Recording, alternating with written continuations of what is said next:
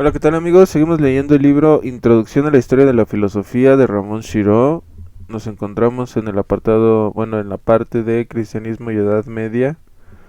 Estábamos leyendo sobre Santo Tomás y el siguiente apartado es la ley. Cuando Santo Tomás emplea la palabra ley no se refiere siempre a un mismo objeto. En su forma más general, la ley es cierta medida y regla de los actos, según la cual es inducido alguno a obrar o retraerse de hacerlo. La ley es, en primer término, una regla para la acción, pero esta regla existe en varios niveles. En su forma más alta, la ley es la regla eterna que Dios ejerce en su gobierno del mundo creado. Dios creador es también supremo legislador del mundo. De ahí que para Santo Tomás, si la ley es importante en cuanto se refiere a la cosa pública, a los negocios de la ciudad humana, es absolutamente esencial si la consideramos, siguiendo la prueba por la causa final, como el orden divino del universo. En este sentido, la ley humana es la participación de la ley eterna en la criatura racional. Pero hablar de una ley humana de manera general es una falacia. Existen dos leyes humanas. Una, la que nos otorga la razón, la que nos hace participar en la ley divina. Tal es la ley natural. Otra, la que cada país, cada ciudad, cada civilización desarrolla por uso y costumbre. Si la primera es el carácter de toda ciudad humana, la segunda es, siguiendo nuestra metáfora, su personalidad. Tal es la ley positiva que los hombres han adquirido por convención, costumbre y hábito.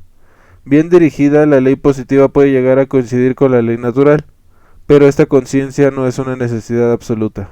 Esta coincidencia no es una necesidad absoluta. Consideremos el ejemplo de la propiedad privada. Es claro que Santo Tomás, habitante de un mundo que se organiza en torno a la propiedad feudal y los sistemas nacionales cada vez más precisos, no podía tener la misma actitud radical de muchos de los primeros padres de la Iglesia hacia la propiedad. De hecho, no la condena por intrínsecamente mala como lo hicieron en su época San Ambrosio o San Agustín. Lo que dice Santo Tomás acerca de la propiedad privada es bien claro. Por derecho natural, es decir, por derecho de la razón, la propiedad privada no tiene verdadera razón de ser. Por este mismo derecho natural, todo lo que hay en el mundo es del uso de todos los hombres. Por otra parte, y ahora la ley del derecho positivo, existe la costumbre de la propiedad. Y desde este punto de vista que Santo Tomás considera que la propiedad establecida por convención entre los hombres es buena mientras no se convierta su uso en abuso.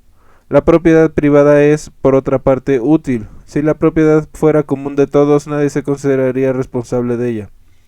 Los negocios de este mundo funcionan mejor si existe un responsable y solamente se sentirá alguien responsable si posee aquello por lo cual debe responder.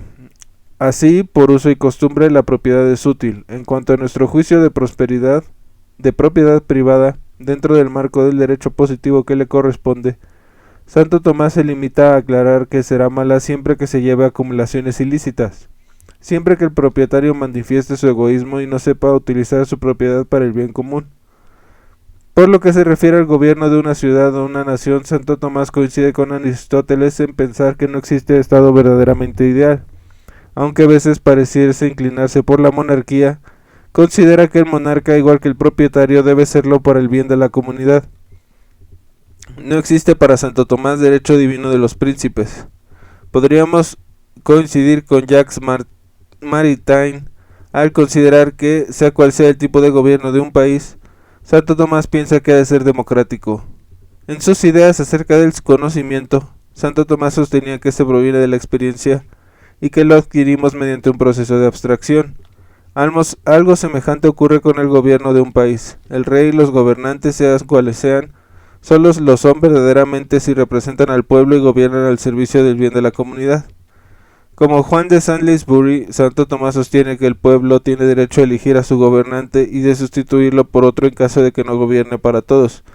Importa menos el tipo de gobierno que existe en un país que la forma en que este gobierno ejerce el poder. Si lo ejerce tiránicamente, gobernará sobre esclavos y no será verdaderamente un gobierno.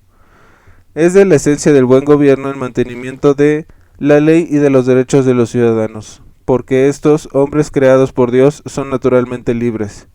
Si existiera un gobierno ideal, sería el que hiciera coincidir la ley con la ley de Dios. También en el gobernante ideal ve Santo Tomás una guía hacia la felicidad eterna. siempre que se tenga en cuenta que la escuela de las criaturas racionales es la libertad. Hay que considerar, escribe, que los hijos de Dios son actuados por espíritus de Dios no como esclavos, sino como personas libres. Se llama en efecto libre a aquel que es causa de sí. El siglo XIII se inclina hacia la ciencia. Es el siguiente apartado. Con la filosofía de Santo Tomás llegamos a la síntesis más completa y más clara del pensamiento medieval.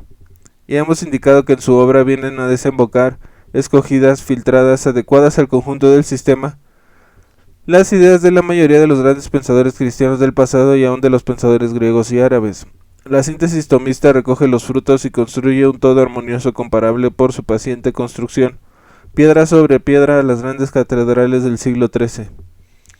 Pero el siglo XIII, que es sin duda un siglo de crecimiento, es también un siglo de crisis. Empiezan a desenvolverse nuevos sistemas de vida. La ciencia comienza a ser uno de los pilares del pensamiento occidental.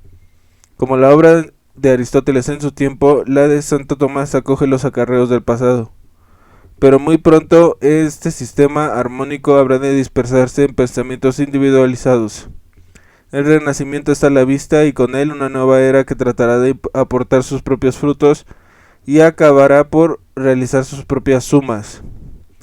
De hecho, esta nueva visión del mundo está ya parcialmente presente en el interés de Santo Tomás, que demuestra por la criatura y por la experiencia.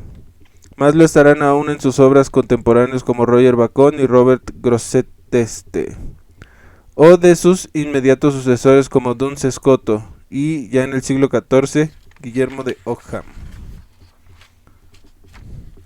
Y bueno, con esto vamos a terminar ahorita. Es un capítulo más o menos corto, pero es que ya empieza el siguiente.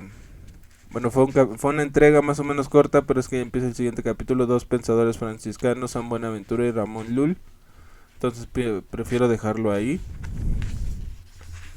Te recuerdo que te suscribas al canal, le des like, compartas si es que te gusta el contenido. Escuché, bueno, más bien vi que preguntaron si había un PDF del libro. La verdad no lo sé.